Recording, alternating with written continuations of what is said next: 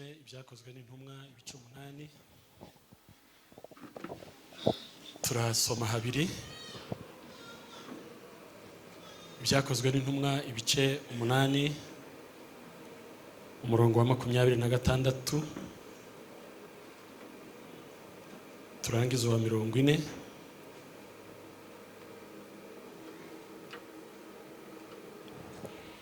Byakozwe n'intumwa ibice 8 umurongo wa 26. Bukeye marayika w'umwami Imana abwira Filipo ati haguruka ugane Ikusi ugere mu nzira imanuka i Yerusalemu ikajya Gaza ya yindi cya mu butayu. Arahaguruka aragenda, nuko haza umunyetiyopiya w'inkone, umutware w'umunyabyuma w'ibintu byose bya Kandake, umugabekazi w'Abayetiyopiya yari yaragiye Yerusalemu gusenga. Yasubiragayo yicaye mu igare rye asoma igitabo cy'umuhanuzi Yesaya. Umwuka abwira Filipo ati sanga ririya gare ujyane naryo.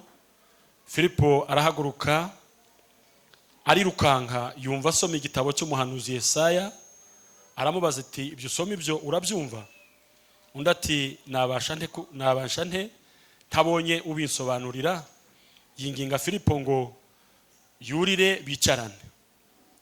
Ibyo yasomaga mu byanditswe byari ibi ngo yajyanywe nk'intama bajyana mu ibagiro, kandi nk'uko umwana w'intama ucecekera imbere y'abawukemura ubwoya, niko atabumbuye akanwa ke.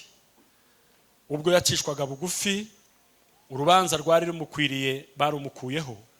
Umuryango we uzamenyekana ute ko ubugingo bwe bukuwe mu isi?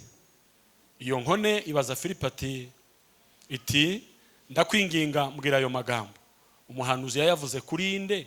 Yayivuzeho cyangwa yayavuze ku wundi? Filipo aterura amagambo ahera kuri ibyo byanditswe, amubwira ubutumwa bwiza bwa Yesu.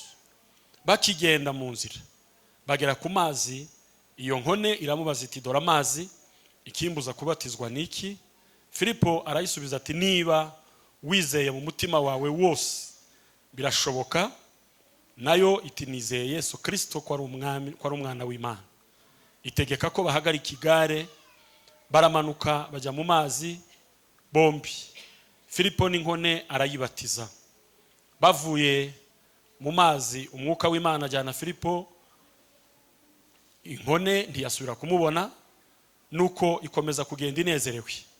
Ariko Filipo abonekera muri Azoto, agenda abwira abantu ubutumwa bwiza mu midugudu yose kugeza aho yagereye i Kayisariya.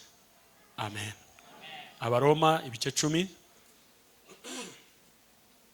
Urwandiko Pawulo yandikiye Abiroma ibice 10 umurongo wa 13.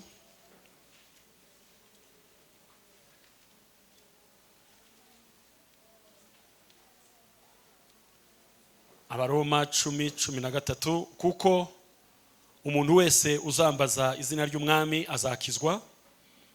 Ariko se bamwambaza bate bataramwizera? Kandi bamwizera bate bataramwumva? Kandi bamwumva bate ari nta wababwirije? Kandi babwiriza bate batatumwe? Kuko byanditswe ngo mbega uburyo ibirenge by'abavuga ubutumwa bwiza ari byiza cyane. Amen. Uri Imana y'ibihe, uri Imana igendana natwe, twaba tubizi tutabizi. Turagushimira ibi bihe ukomeje kuduha. Imitima yacu ikomeje kuzirikana ineza yawe, ibyo wakoze mu myaka yashize, ibyo uri gukora ubu muri iyi myaka, ibyo uzakora mu gihe kizaza. Turashima ineza yawe. Reka ibi byiza bikomeje gusanga ibindi, dukomeze gufashwa nawe. Umugisha umuntu wese wagize uruhare kugira ngo iyi gahunda igerweho, abafashe ingendo zivuye kure na hafi, twese uduhurije hano, kandi ukomeze kutunezeza ni mu izina rya Yesu. Amen. Ndabaramukije mu izina rya Yesu Kristo. Yesu nashimwe cyane. turi hano muri iki gihugu kubw'ubutumire bw'ivugabutumwa. Ndacyari mu buyobozi bwa Grace Tabernacle, ndacyari muri administration yabo, kuko ntarava hano ngo nsubire mu rugo. Ubu rero iminsi yose mfite hano ndacyari mu maboko yabo. Ndabashimira ko n'ubundi twazanye hano. Igiterane kirangiye abantu barasezerana, abantu bakavuga ibyakozwe bagashima, hanyuma bakareka umushyitsi akagenda. Ariko twananiwe gutandukana. Gusezerana twabaye tubiretse kugira ngo tubanze dukorane iyi minsi. Muri iki cyumweru tuzaze gusezerana, nyuma njya gusubirayo. Niyo mpamvu rero nkigera hano bampaye gahunda yose uko imeze. Bambwira ko hano haba igitaramo cyo kuwa kabiri, babisabye ko tuzataramana. Numva wenda biragoye kubera ko buri abantu batamenyereye kubwiriza bazi ko ari ibintu byoroshye. Niba hari ibintu bikomeye ni kuvuga bisaba imbaraga nyinshi. Ururimi rukorana n'ubwonko kugira ngo ushyire ibintu ku murongo. Muzamubona kenshi ikoranabuhanga aho ryaziye bagenda batwereka aho twagize intege nke. Icyo si igitangaza. Intege nke zishobora kuba mu muntu wavuze nabi yabigambiriye, cyangwa se zikumvikana nabi ku muntu udashaka kumva ukuri kwavuzwe. Abantu rero bafite igitaramo cyo kuwa kabiri babisabye ntaraza, babisaba umushumba wa Grace kugira ngo ningera hano azabimpe. Nageze hano arabimbwira. Hari n'abandi basabye. Niyo mpamvu wenda ntaza gukoresha umwanya munini kubera ko ndacyafite akazi ko kuvuga. Wenda abamenyereye ivugabutumwa nibo babizi ko birusha cyane. Kubw'iyo mpamvu rero turashima Imana ko itwemereye kuba hano. Hari ijambo umushumba yakomeje kugarukaho, wenda sinzi niba abantu benshi bararyumvise. Imana kurindira umuntu mu gihugu utamenyereye amazi yaho, umuyaga, ibyo ufungura, aho urara. Imana ikakurinda icyumweru cyose uvuga ukarangiza ivugabutumwa utarwaye. Ni imbaraga z'Imana. Amen. Nigeze kujya ahantu mu ivugabutumwa ndwarirayo.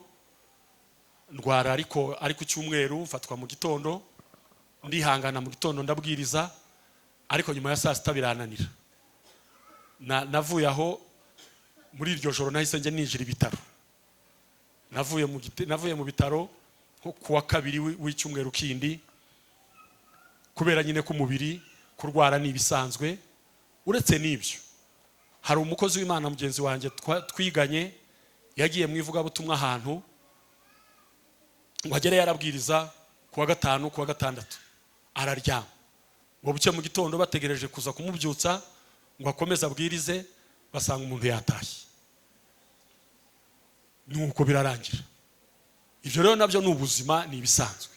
Ariko kuba Imana ikitwemereye kuba turi bazima tugashobora guhagarara bikemera.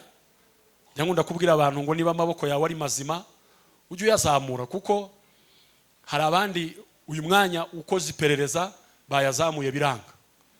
Twabwira abantu ngo nibavuge amina, hari abatarimo kuvuga. Hari abageze mu isi nayo batazi, ntibapfuye kandi si bazima. Ariko ibyo byose uwatahura umutima w'amashimwe nkuko bavuye kuvuga, wajya ushima buri kintu cyose uko Imana ikoze, ugashima Imana. Rero turashima Imana ko ikomeje kubana natwe muri iki gihugu, kandi turumva tukiri bazima. Amen. Turacyari bazima kandi ndizera ko tuzasubirayo turi bazima. Reka nkimara kuko ivugabutumwa rigira amakuru menshi. Abavugabutumwa bagira ukuntu bajya bahabwa ijambo bari bubwirize. Hari igihe baguha topic uzabwirizaho, ukaba ari usengera, ukayisengeramo, hanyuma warangiza akaba n'igihe wayisengeramo Imana ikaguha iyindi. Iyo nari mazemo iminsi numvaga ikirimo, ariko nijoro ndi gusenga nitegura kubwiriza uyu munsi, numva hajemo topics ebyiri cyangwa se zibiri. Noneho ndwana nazo ndavuga se nanone gasi ndi buzibwirize zose biragenda bite. Komeje gusenga ngaruha nkavuga ngo reka nubundi nshaka ukuntu nzihuza zombi, nibinyemerera nibyo ngiye gukora kuko zanze kurekurana. Mu gihe rero mbona mutegereje kunyumva, reka mbanze nshimire timu yavuye mu Rwanda nayo duhuriye hano. Bamwe nabi wacu Ihuye niho nabaye igihe kinini, mu majyepfo mu karere ka Huye na ka Nyanza nakoreye umurimo. Icyo gihe twari kumwe na Apostle Jacques ahantu bita Nyanza. Ubu nanjye ndashima Imana nubwo ndi revera ariko nabyaye intumwa. Muri nje wabyaye Jacques mu butumwa. Ayo makuru wenda we arayazi cyane, ntabwo nayinjiramo, kandi kuba revera nta soni birantera, ahubwo nge numva pastor ari ryo ryiza. Cyo rya revera bazarishyiraho nkumva ririmo kuremera, ariko iyo bavuze pastor numva ariko koroshye, umuntu akoroherwa. Hano baba ibintu biri mu kuremera cyane. N'ubukristo bwonyine buratugoye, twongere turemererwe n'amazina n'ibihe byatwikubiseho. Hanyuma rero reka mbashimire namwe ukuntu mwaje gutarama. Ndabizi amakuru y'iki gihugu ndayafite ko ni igihugu ubaho ari uko wakoze, kandi si iki cyonyine, n'ibindi byose nuko. Ndetse iki kiracyoroheje, ibindi byo noneho ni kwisaha. Nuko gusa Afrika nyine baturunzeho nako bararengana. Gusa nyine ntibadukinguriye imiryango ngo tumenye kwigira, twigirira icyizere. Bo baragenda iwabo, ibintu byose babishyira mu masaha, babishyira mu kazi, ibihugu byabo barabyubaka. Twebwe badusiga mu kirere gusa. Umuntu yakora cyane tugasa nkaho ari ufite ibibazo, ariko bo umuntu udakora niwe ufite ikibazo, niwe baririra cyane, ni nawe ufite ingaruka nyinshi kuruta umuntu ukora. Niyo mpamvu rero umuyobozi wa gahunda yaravuze ngo abantu bavuye mu Rwanda ko barubahiriza isaha, ubu itumereye nabi, kuko amakuru y'isaha. Amen. Nabivuzeho hariya mu giterane, ni Imana y'ibihe. Imana igendera ku isaha, Imana igendera kuri kalendari. Ni nacyo isomo rimwe nari ifite numvaga, reka ndivugeho gatoya hanyuma ninjire muri iri nasomye. Ijambo rivuga ngo gukoresha igihe cya